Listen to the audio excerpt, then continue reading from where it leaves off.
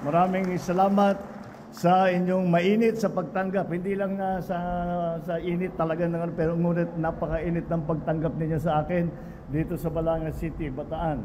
Nagagalak ako na personal na masaksihan ang pamamahagi ng 216 na pabahay sa ating mga benepisyaryo. Para sa kaalaman ng lahat, ang NHA Balanga City Low-Rise Housing Project ay bahagi ng ating patuloy na pagsisikap upang bigyan ng maayos na tahanan ang bawat mamamayang Pilipino. Ang mga low-rise buildings na ito ay tinayo gamit ang mga makabagong teknolohiya. Kaya naman, ang bawat pamilyang maninirahan dito ay makakatiyak sa tibay at katatagan nito. At pinag-uusapan natin yung low-rise ay yung susunod natin na gagawin. Ito, 3 stories ito. Ang susunod gagawin 5 na. So, mid-rise na yon ang tawag dyan para makarami tayo. Isa sa mga pangunahing pangangailangan ng bawat pamilya ang magkaroon ng sariling tahanan. Ito marahil ang pinakamahalaga, lalo na para sa mga kababayan nating nakatira sa mga mapanganib na lugar. Bahagi ng katungkulan natin na mailikas sila muna sa delikadong lugar tulad ng mga daluyan ng ilog. Nagsikap po ang gobyerno na mabigyan sila ng maayos at ligtas na tahanan na matatawag nilang sarili. Ang mga benepisyaryo natin ngayon dito sa Balanga ay inilikas natin mula sa kahabaan ng ilog ng Talisay. Sa loob ng maraming taon, pumarap kayo sa peligrong dala ng pagtira sa tabi ng ilog. Kaya narito tayo upang bigyan ng lunas ang kanilang suliranin. Kayo ngayon ay maninirahan sa sariling bahay na ligtas, de kalidad at komportable. Ngayon pa lamang po ay binabati ko na ang ating mga benepisyaryo ng congratulations sa pagsisimula ng panibagong yugto ng inyong buhay. Ito pong pabahay ay handog ng pamahalaan para sa inyong pamilya. Mahalin at ingatan natin ito mabuti upang magsilbi itong pundasyon ng inyong mga pangarap at magagandang kinabukasan.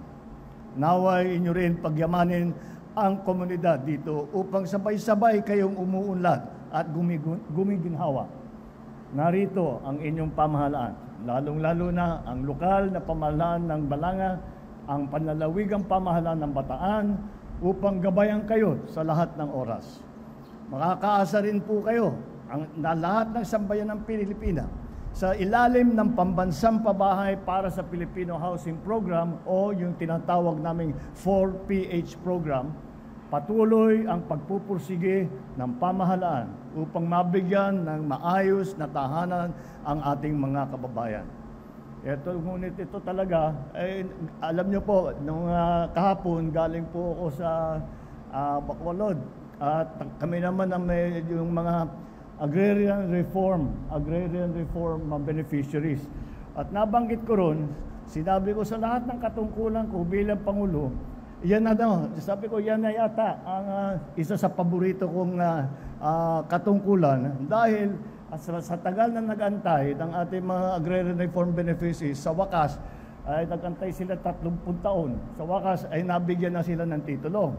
Ngayon, idadagdag ko na rin na isa sa pinakapaborito kong katungkulan ay dumating dito sa ganitong klaseng mga proyekto upang masasabi natin na ang pamahalaan ay talagang nagbibigay ng serbisyo sa taong bayan sa pamamagitan ng ganitong klaseng mga pabahay, hindi lamang dito sa Bataan, kung hindi sa buong Pilipinas.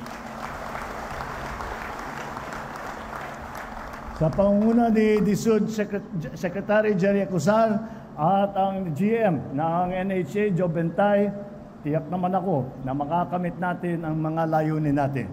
Marami pa tayong ipapatayong bahay, kaya inaasahan ko ang inyong patuloy na suporta at pagsusumikap.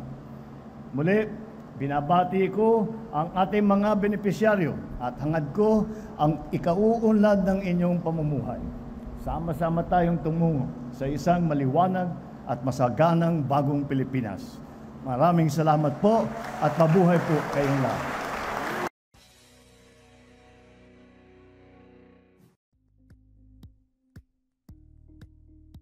for watching Politico TV.